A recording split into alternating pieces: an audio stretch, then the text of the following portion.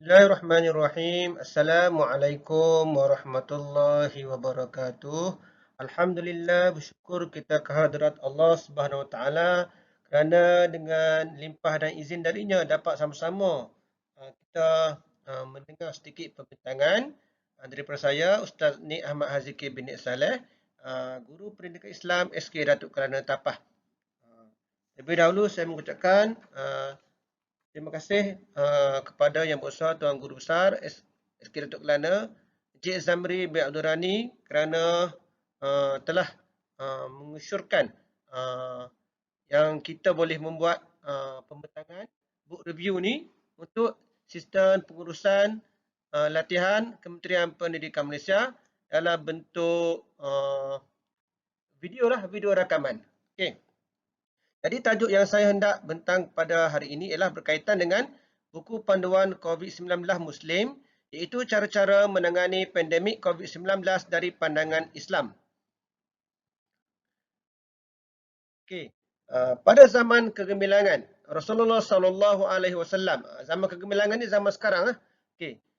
Rasulullah sallallahu alaihi wasallam telah bersabda, mereka yang kekal setempat semasa adanya wabak bersabar dan menuju ke arah ilahi dan memahami bahawa tiada apa yang akan menimpa manusia melainkan yang telah ditentukan Tuhan. Sesungguhnya dia akan dilimpahi kurnia seperti mereka yang syahid. Okey, Sahih Al-Bukhari 54741. Okey. Ramai ilmuwan yang menyamakan wabak dengan pandemik. Dengan ketentuan Allah Subhanahu Wa Taala dan sifat pemurahnya akan mengurniakan pahala yang sama seperti wabak dahulu kala. Pada zaman dahulu kala, bermacam-macam wabak ataupun bermacam-macam pandemik telah berlaku. Istilah pandemik ni istilah moden sebenarnya. Dahulu telah berlaku di Mesir, wabak seperti taun, wabak seperti sesemua yang boleh menyebabkan kepada kematian. Okey. Cuma pada masa tersebut kata dari segi perubatan tidak sehebat seperti zaman sekarang lah. Okey, dengan mesin-mesin oksigen apa semua pada zaman sekarang amat-amat hebatlah zaman sekarang ni. Itu pun orang kata banyak nyawa yang melayang. Okey, disebabkan orang kata wabak tersebut sangat kritikal. Untuk mendapat kurniaan ini, yang pertama kita mestilah yang pertama kekal setempat. Maknanya kita kena berada di tempat negeri kita, wilayah kita, rumah kita. Kita tidak boleh senang-senang untuk pergi ke tempat lain sesuka hati kita. Okey, kecuali benda-benda yang kata terpaksa. Okey, terpaksa kerana seperti kematian, sakit dan urusan-urusan yang tidak dapat dielakkan. Yang kedua, kita mesti bersabar. Okey, bersabar dengan wabak ini. Okey, kita kena tahan diri kita daripada melakukan perkara-perkara yang boleh menyebabkan wabak ini tersebar. Kalau dah kita berada di wilayah ataupun di daerah Tapah ni contohnya, kita tidak boleh pergi ke daerah lain kerana bimbangi wabak tersebut tersebar kepada orang lain. Yang ketiga, mencari ganjaran dari Allah Subhanahu Wa Taala, iaitu kalau kita nak mendapat pahala seperti mana orang dahulu dapat, kita mestilah mencari ganjaran daripada Allah Taala dengan melakukan benda-benda yang kata yang baiklah. Dia seperti membaca Al-Quran, beribadah, kemudian muhasabah diri kita balik. Okey, apakah yang menyebabkan benda ni berlaku?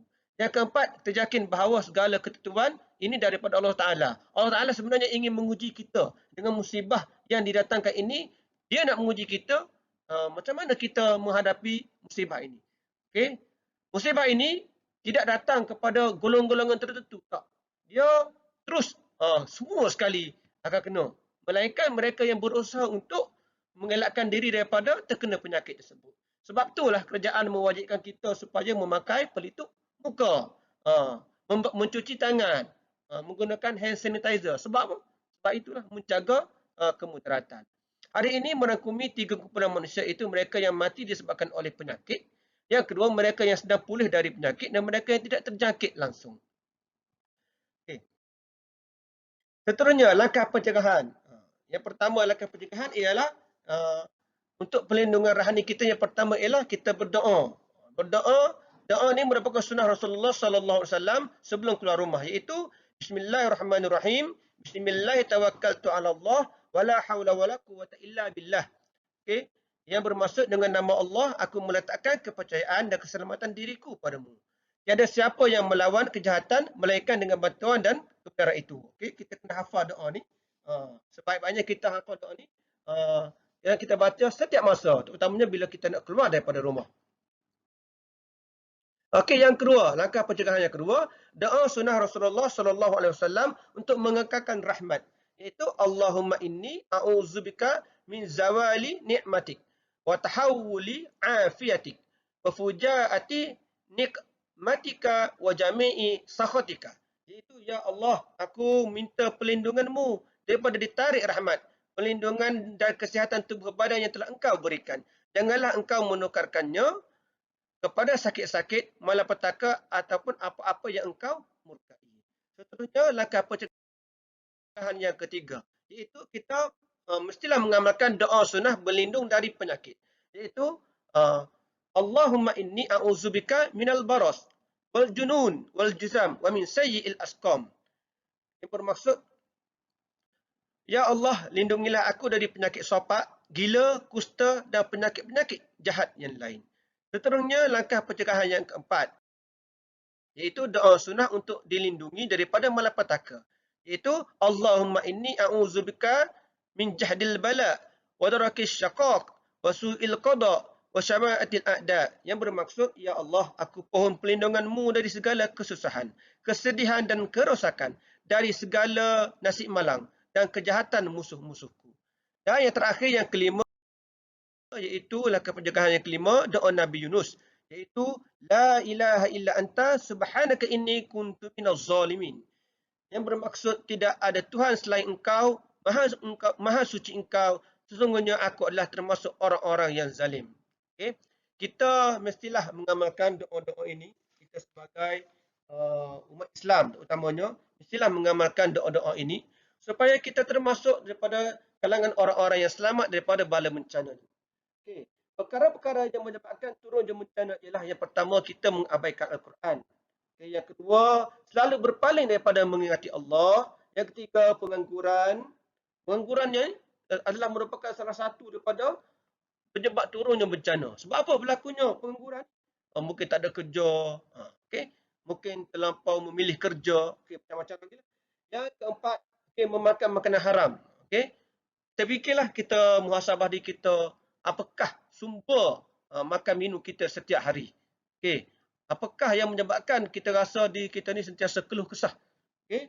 Mungkin disebabkan faktor pemakanan kita, faktor minuman kita yang tidak menepati kehendak dalam syariat Islam. Dan yang kelima ialah lalai, lara. Okay. Terlampau banyak dengan hiburan. Okay. Terlampau banyak dengan musical yang kadang-kadang menyebabkan diri kita ni lalai daripada memperingati Allah SWT. Okey.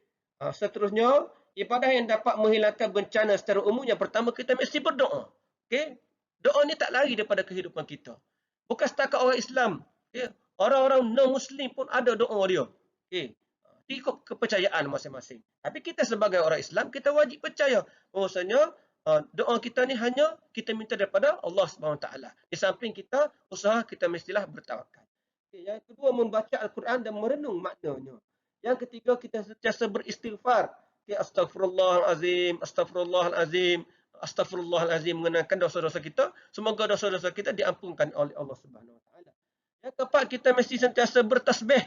Subhanallah, alhamdulillah, wallahu akbar, subhanallah wa bihamdi, subhanallahil azim. Okay. Banyaklah tasbih ni. Okay. Amalkan setiap hari, setiap masa, terutamanya selepas kita solat. Okay. Yang kelima, perkataan la ilaha illallah. Yang keenam, perkataan la haula wala quwwata illa billahil aliyil azim. Yang ketujuh, perkataan hasbunallah wa ni'mal wakil. Dan yang ke-8, bertawassul dengan cara yang disyariatkan. Okay. Setakat itulah book review kita pada hari ini. Dan kita sama-sama merenung pepatah daripada Italia. Okay. Penyakit memberitahu kita siapa kita. Menyedari kita siapakah kita. Okay. Kalau tidak ada penyakit, kita akan sentiasa alpa. Okay. Dari pahitnya penyakit, manusia belajar manisnya kesihatan. Okay. Masa kita sakit, kita akan merenung nikmat. Macam mana nak sihat, macam mana nikmat berjalan, nikmat melihat, nikmat merasa, nikmat mendengar. Okay? Kalau masa kita tak sakit, mungkin kita akan lupa. Sebab tu penyakit ni mendatangkan orang kata muhasabah kepada diri kita. Okay? Sekian saja book review kita pada hari ini. Okay? Saya mengucapkan ribuan terima kasih kepada sahabat-sahabat yang sudi sedikit orang kata book review berkaitan dengan COVID-19. Semoga memberi peringatan kepada kita tentang ada resah dalam hati, takut yang tak terkendali.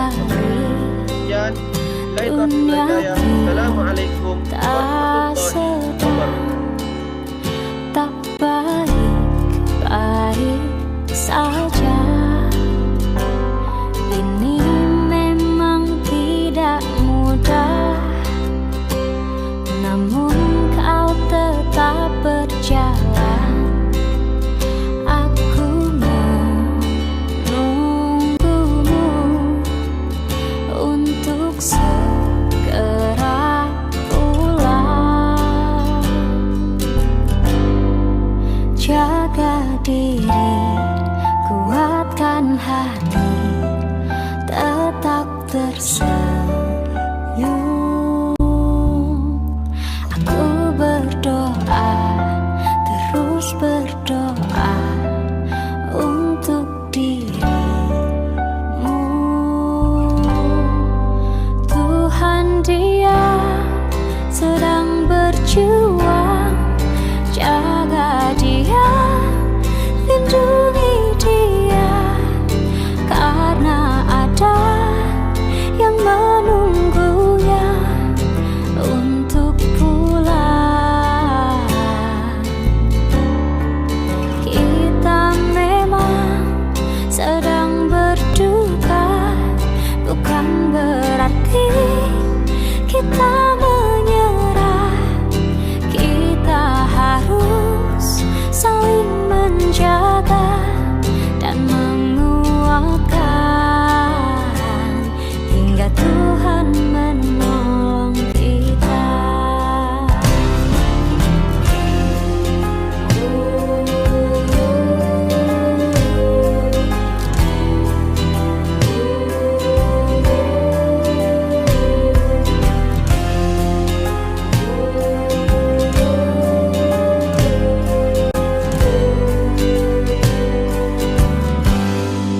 Jaga diri, kuatkan hati, tetap tersenyum. Aku berdoa, terus berdoa untuk dirimu. Tuhan, Dia sedang berjuang. Jaga Dia, lindungi Dia, karena ada yang menunggunya untuk pulang. Kita memang sedang berduka, bukan berarti kita menyerah. Kita harus saling menjaga dan menguatkan hingga Tuhan menolong kita.